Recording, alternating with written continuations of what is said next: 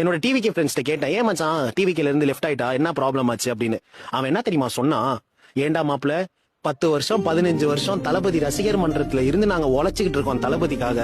இந்த பொண்ணு சும்மா 6 மாசம் வந்துட்டு காசு கொடுத்து யூடியூப் சேனல்ல இன்டர்வியூ எடுத்து கொடுத்துட்டு ஃபேமஸ் ஆயிட்டு தளபதி பக்கத்துல சேர போட்டு உட்காரணும், பொதுக்குழு கூட்டணியில எனக்கு ஏன் இன்விடேஷன் கொடுக்கலன்னு சண்டை போடுறாடா, இதெல்லாம் நியாயமா மச்சான் அப்படின்னு கேக்குறான். அந்த பசங்க கேட்டதுல என்ன தப்பு? ஆக்சுவலா இந்த விஷயத்துல நான் டிவி கேக் தான் சப்போர்ட் பண்ணுவேன். யாரா இருந்தாலும் அவங்களோட உழைப்பை உதாசனப்படுத்த கூடாது. இந்த அண்ணன் கிட்ட பெர்மிஷன் கேட்டு தான் நான் இந்த வீடியோ போடுறேன், அதுதான் நாகரீகமும் கூட.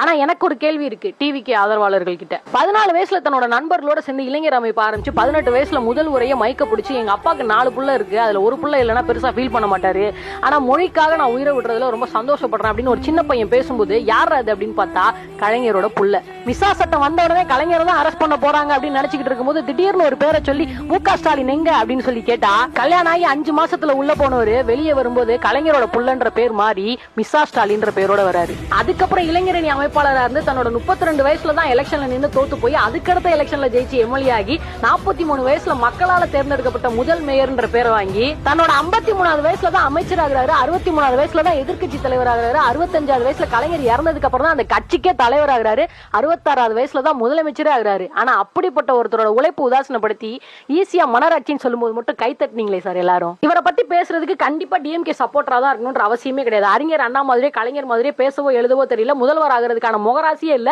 கடைசி வரைக்கும் எதிர்கட்சி தலைவராகவே இருந்துட்டு போக வேண்டியதான் அப்படின்ற விமர்சனம் வந்து இருக்கும்போது தன்னோட உழைப்பால மட்டுமே மக்களால முதல்வரானவரை யார் வேணா பேசலாம். நியாயமான கேள்வியை கேட்டா கூட அதுக்கு பதில் சொல்லாம சொம்பு பித்தலன்னு கமெண்ட் பண்ணுவாங்க. மன்னராட்சி நடக்கிறதுக்கு இது ஒண்ணு இங்கிலாந்து கிடையாது, அப்பனுக்கு அப்புறம் புள்ளதான் வரணும்னு சொல்றதுக்கு இது இந்தியா. மக்கள் கையில தான் பவர் இருக்கு.